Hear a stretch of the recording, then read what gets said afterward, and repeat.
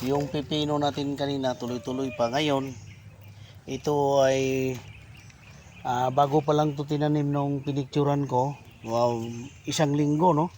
Bumalik tayo, ito na, no? Binuhusan kasi nito. So nagpabuhos tayo nito, nagpadilig tayo nito. So nagpa-spray din tayo nitong root and leaf fertilizer as boosting repellent, no? So mga farmers, ganito yan.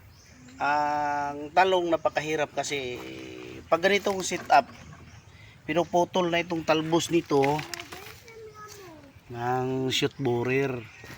Pag bunga naman, tinitira. So pumipilo to dito yung shoot borer. Pero ang talong guys, pag magka-organic, violet yan.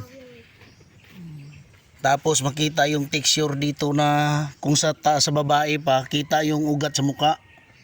At saka yung dahon niya guys, pantay yung laki, malaki yung puno.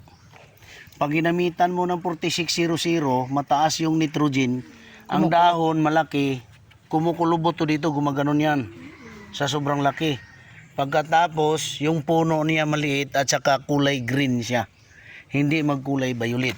Kung titingnan mo yung microbial inoculant, kung anong hugis niya na violet, yun ang natural na kulay ng talong.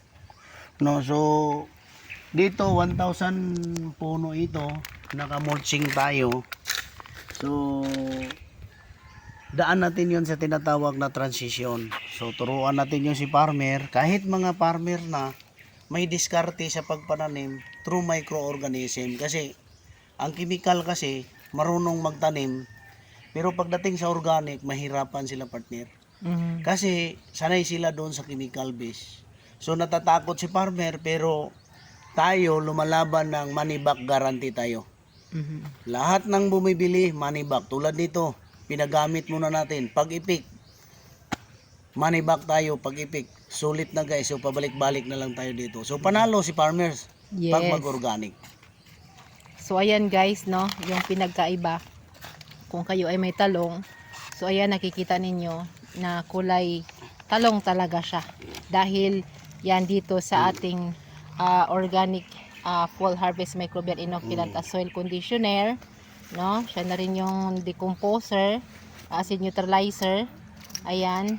And then itong ating root and leaf naman ang siyang pinaka maintenance dyan. So wala ditong may-ari kasi nagkuha ng motor sidecar para kargahan doon sa production nila, partner. No, si Durango, no, Joel Durango. So, maraming salamat guys. Antabayanan po ninyo ang mga pangyayari sa lugar na ito. So that's it for today guys.